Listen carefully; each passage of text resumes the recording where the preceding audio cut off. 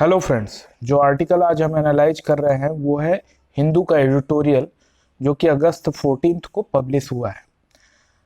Editorial का title है historical ratification. ये बेसिकली जो इंटरनेशनल लेबर ऑर्गेनाइजेशन है उसमें एक कन्वेंशन है जो कि बेसिकली लेबर स्टैंडर्ड के बारे में है। वो कन्वेंशन 182, उस कन्वेंशन का नाम है कन्वेंशन 182। इसको किंगडम ऑफ टोंगा ने फाइन अभी इसका रेक्टिफिकेशन किया है। तो ये एक पहला कन्वेंशन बन गया आईएलओ की 101 ईयर की हिस्ट्री में, जो कि सभी कंट्री यूनिवर्सली सभी कंट्री ने जिस कन्वेंशन को रेक्टिफाई किया, रेटिफाई किया। तो ये एक मेजर अचीवमेंट है। ये बताता है कि जो आईएलओ के जो कन्वेंशन हैं उनको यूनिवर्सल एक्सेप्टेंस है और वर्ल्ड की सभी कंट्रियां उस कन्वेंशन को रेटिफाई कर रही हैं। तो इस पर्टिकुलर जो कन्वेंशन 182 को, जिसको फाइनली लास्ट में किंगडम ऑफ टोंगा ने रेटिफाई किया, वो कन्वेंशन बात करता है प्रोहिबिशन की sexual exploitation, prohibition of sexual exploitation of children, trafficking, deployment in armed conflict. तो इस कन्वेंशन के को जो कंट्रियां रेटिफाई कर रही हैं वो अपने डोमेस्टिक लॉ में इस तरीके के प्रोविजन लेके आ रही हैं जिससे कि चिल्ड्रंस का सेक्सुअल एक्सप्लॉयटेशन ना हो, उनकी ट्रैफिकिंग ना हो और उनको किसी भी आर्म्ड कॉन्फ्लिक्ट में उनको चिल्ड्रंस को यूज ना किया जाए। और इस पर्टिकुलर कन्वेंशन 182 को इंडिया ने 2017 में ही रेटिफाई कर दिया था।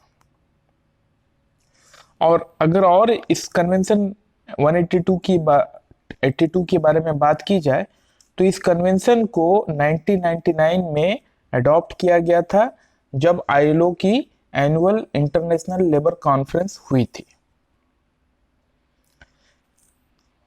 आईएलओ के पास में केवल यही एक कन्वेंशन नहीं है, करीब आठ के करीब यहाँ पर कन्वेंशन है।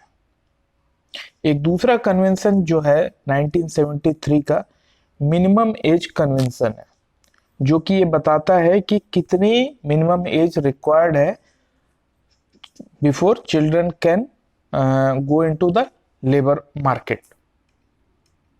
तो हम देखते हैं कि इस तरीके से आईएलओ के बहुत सारे कन्वेंशन हैं और टोटल करीब 8 number of core ILO convention है।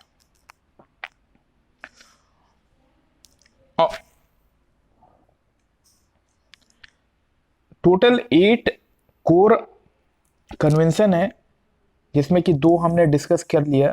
पहला एक कन्वेंशन 182 है जो कि प्रोहिबिट करता है सेक्सुअल एक्सप्लॉयटेशन का, ट्रैफिकिंग का या आर्म्ड कॉन्फ्लिक्ट में बच्चों को यूज करने का। दूसरा रिलेटेड है मिनिमम एज कन्वेंशन।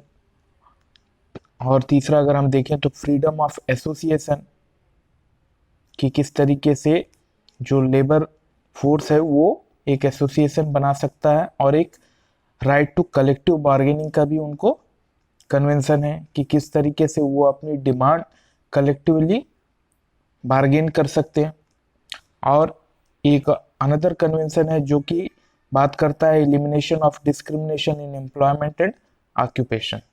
तो इस तरीके से आईएलओ के बहुत सारे कन्वेंशन हैं और 8 के करीब उसके कोर कन्वेंशन हैं जो कि different labour market, particularly child labour, इन सारी चीज़ों पे डील करते हैं और इनके जो हित हैं इनको प्रोटेक्ट करने के लिए अलग अलग कन्वेंशन बने हुए हैं। तो अगर ये 2 कन्वेंशन की बात करें, 1973 मिनिमम एज कन्वेंशन और लेबर स्टैंडर्ड कन्वेंशन ऑफ 182, तो इसका इफेक्ट क्या हुआ?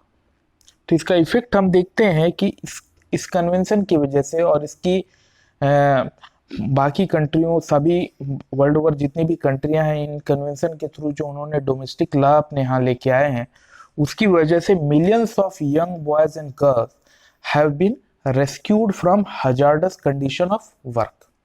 जो एक वर्किंग एनवायरनमेंट, जो एक हजार्डस वर्किंग एनवायरनमेंट था, इस कन्वेंशन की वजह से वो बैन किया गया। उसमें यंग बच्चों का एम्प्लॉयमेंट बैन किया गया, और उस बैन करने की वजह से एक सिग्निफिकेंट इंक्रीज इनरोलमेंट में प्राइमरी एजुकेशन में हुआ है।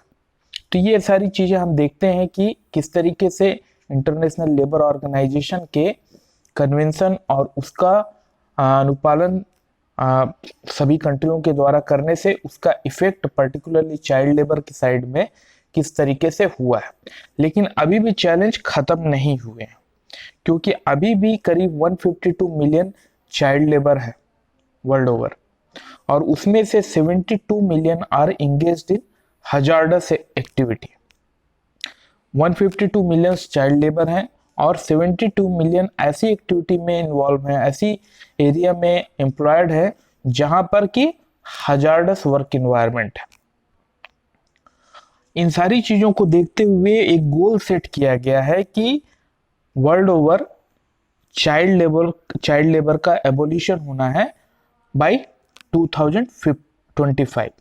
तो बाय 2025 कंप्लीटली चाइल्ड लेबर का एबोलिशन रखने का एक गोल सेट किया गया है। लेकिन हम देखते हैं कि ये जो गोल है ये डिफिकल्ट हो गया है अभी के करंट एनवायरनमेंट में, जो कि ड्यू टू कोविड पैंडेमिक है।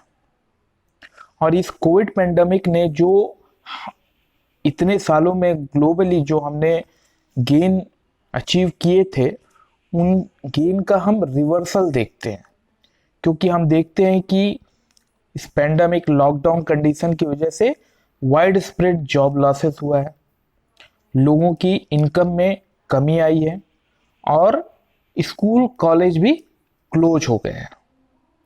तो इन सारी कंडीशन की वजह से हम देखते हैं कि चाइल्ड लेबर को कंप्लीटली अबॉलिश कर पाना by 2025 become a tall order. लेकिन इस चीज के महत्व को ध्यान में रखते हुए 2021 को as a year to abolish child labour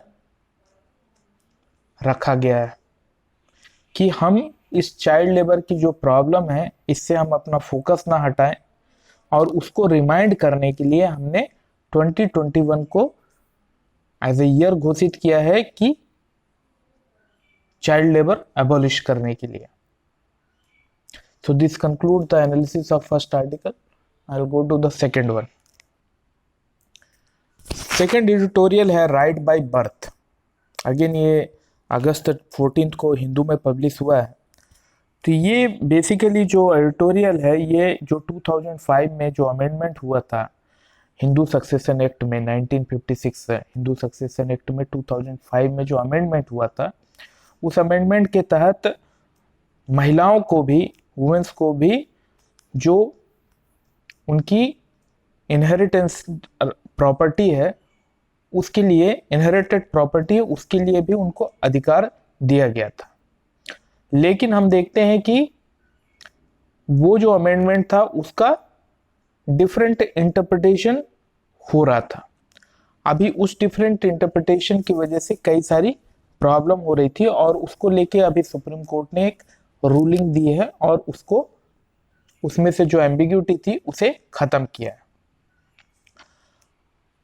तो ये बेसिकली एम्बिग्यूटी कहां पर थी? ये एम्बिग्यूटी थी जो डॉटर्स की, जो कोपर्सनरी राइट जो होता है डॉटर्स की, उससे संबंधित था। तो यहां पर ये लोगों का मानना था, मिस इंटरप्रिटेशन ये हो रही थी कि coparcenary right of daughter is only applicable when father was alive on the day of when amendment came into the force. Amendment कब फोर्स में आया? अमेंडमेंट कब फोर्स में आया? सितंबर 9, 2005 को। इसमें लोगों का कहना ये था जो एक मिस इंटरप्रिटेशन थी कि इस समय जबकि ये एक्ट इन्फोर्स किया गया सितंबर 9 2005 में, उस समय अगर डॉटर और उसके फादर अगर जीवित हैं तभी डॉटर को प्रॉपर्टी में राइट है, अदरवाइज नहीं। लेकिन इसमें हालांकि एक प्रोविजन था कि अगर कोई वसीयत में टेस्टामेंट्री डिस्पोजिशन या पार्टीशन पहले से अगर हो चुका है प्रायर टू 2004 दिसंबर 20 2004, जबकि ये बिल को राज्यसभा में पेश किया गया था, तो वो प्रोविजन, वो वसीयतनामा या वो पार्टीशन जो प्रॉपर्टी का है वो रिमेन वैलिड रहेगा, वो चेंज नहीं होगा। और 2005 ऑनवर्ड्स डॉटर्स को प्रॉपर्टी राइट मिलेगी। लेकिन यहां पर एक जो मिस इंटरप्रिटेशन था कि 2005 में फादर का अलाइव होना कंपलसरी माना गया था, so that father, because daughter को जो प्रॉपर्टी राइट है थ्रू फादर एक्सेप्ट किया गया है हिंदू कन्वेंशन के तहत, वो उस समय अगर फादर अलाइव है then only daughter will become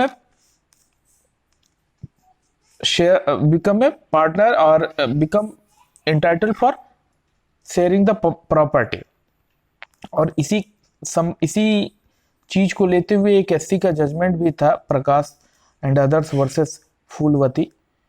लेकिन अभी सुप्रीम कोर्ट ने इन सारी चीजों को, ये जो एम्बिग्यूटी थी, इन सारी चीजों को सेटराइट किया और अपेक्स कोर्ट ने ये कहा कि डॉटर का जो राइट है वो उसके बर्थ की वजह से फ्लो होता है। The daughter's right flow from her birth and not by any other factor such as the existence of their father or not. That mean in 2005, September 9 2005, when this law become enforced, उस समय जो father exist करता है या नहीं करता है that is immaterial. अभी जो मिस इंटरप्रिटेशन हो रहा था उसमें इस पर्टिकुलर टाइम इंस्टेंस में अगर फादर अलाइव था तो प्रॉपर्टी में महिला वुमेन्स डॉटर की हिस्सेदारी बनती थी, अगर फादर अलाइव नहीं था तो वो एक्सेप्ट नहीं किया जाता था। उसी को सुप्रीम कोर्ट ने कहा कि इस पर्टिकुलर टाइम में जब सितंबर 9 2005 में जब ये लॉ इन्फोर्स हुआ, उसमें फादर जीवित था या नहीं था, इससे डॉटर की लीगल स्टेटस में कोई फर्क नहीं पड़ता, उसका कॉर्पोरेशनरी राइट इंटैक्ट रहता है। अब इस ये जो राइट का एक रिट्रोस्पेक्टिव इफेक्ट है, क्योंकि ये सारी चीजें डॉटर के बर्थ से एसोसिएटेड है। तो यहां पर हम देखते हैं कि किसी भी डॉटर का जो राइट है प्रॉपर्टी में, इनहेरिटेड प्रॉपर्टी में, उसकी बर्थ की वजह से, और ये बर्थ चूंकि रिट्रोएक्टिव है in its application because it is linked to her birth which is an antecedent event. तो इस तरीके से सुप्रीम कोर्ट ने जो अगेन उस चीज को एम्फेसाइज किया है कि जो डॉटर का राइट होता है वो सन के राइट के इक्विवेलेंट होता है, it is same as that of a son. हालांकि सेंट्रल गवर्नमेंट ने ये एक्ट 2005 में अमेंडमेंट करके ये चीजें लेके आई, लेकिन हम देखते हैं कि पर्टिकुलरली साउथ के जो स्टेट्स हैं ये चीज उन्होंने बहुत पहले से इंट्रोड्यूस की थी अपने स्टेट में, जैसे कि केरला ने 1975 में, आंध्र प्रदेश ने 1986 में, तमिलनाडु ने 1989 में, महाराष्ट्र और कर्नाटका ने 1994 में। तो इस लॉ, इस अगेन जो सुप्रीम कोर्ट ने जो कैटेगोरिकली इस चीज को क्लैरिफाई किया है, ये अगेन एम्फेसाइज करता है कि डॉटर और son both are equal in front of law और daughters right are the same as that of a son, और डॉटर अपनी right by virtue of her birth derive करती है और उसमें उसके फादर का existence at particular moment, whether he exist और नॉट, उसकी लीगल स्टेटस को, उसकी कॉपर्सनरी राइट को किसी भी तरीके से अफेक्ट नहीं करता है। This concludes the analysis of second article. I hope these analysis will helpful to you to improve your understanding. Thank you.